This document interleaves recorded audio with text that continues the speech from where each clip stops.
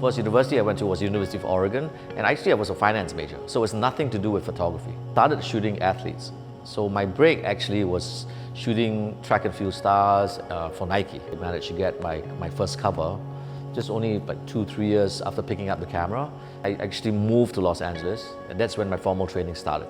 I went to the Art Center College of Design in Pasadena. So I had access to models, great models, actors, actresses, musicians, because the whole entertainment industry is just 30 minutes from my school.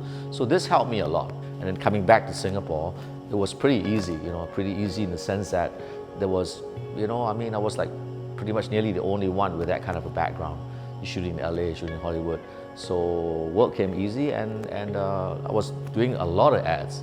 I was shooting a lot of ads, including Singapore Airlines. In Singapore, we're so familiar with our skyline, these skyscrapers of UOB, the Plaza, Plaza One, Raffles, One Raffles Place, and of course, the Tangay buildings is part of Singapore history, I think, and the face of Singapore, because it really are the tallest buildings. So I took up the offer and went to Hong Kong.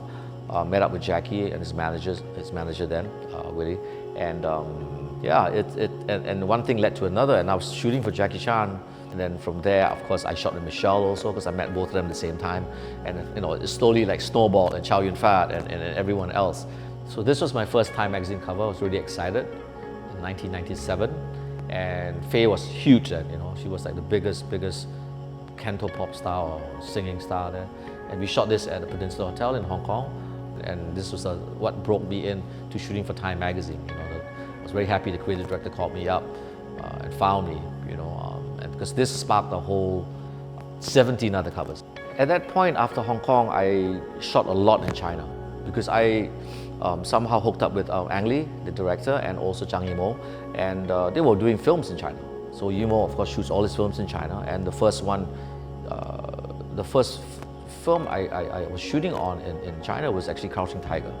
This is Huangshan, which is in near central China, and it's like, I think the most amazing scenery I've seen in my life, because it's, this is where all the famous Chinese painters lived and they painted. So I wanted to go to the exact place where they painted, for my Asian landscape series. So I created this project, and that actually forced me to go back to Kyoto to keep shooting and shooting and shooting. I mean, be it the landscapes or the people, but I wanted to, document and the life behind the scenes of what a geisha goes through her life, her training, Yeah, so that got me back to Kyoto, and it's great because it's my favorite city. Yeah, I'm slowly trying to put a book together, but I'm not rushing because, it is a very slow process dealing with all the geisha, the tea houses, It's not so easy, like you make an appointment, you show up and you just shoot.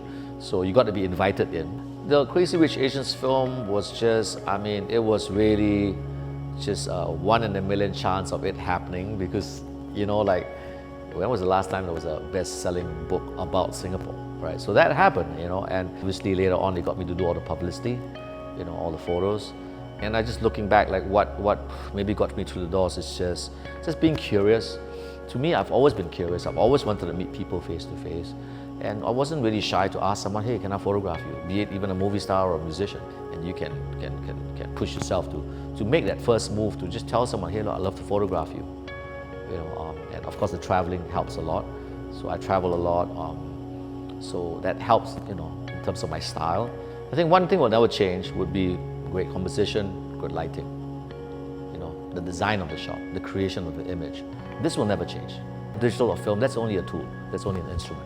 But still, you still need to have that eye to create, to compose a picture, to evoke some emotion out of it when you're shooting a portrait. With digital, you're able to make all these mistakes. And sometimes it's not so much mistakes, but sometimes the person that shoots it does not know how to craft it, right?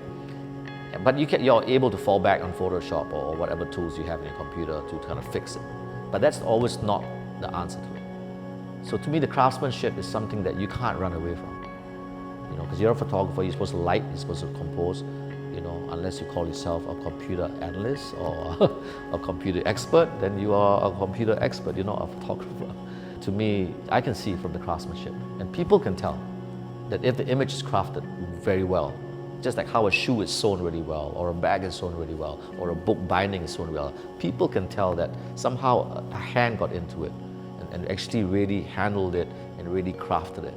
as opposed to, oh, let's put it through the computer, and just fry it up, and just take everything out, and it looks good. Sometimes you can't do that, and people can tell, but they don't know how they do it or how it's done or why, but they can tell that, hey, this is a bit different from something that's crafted.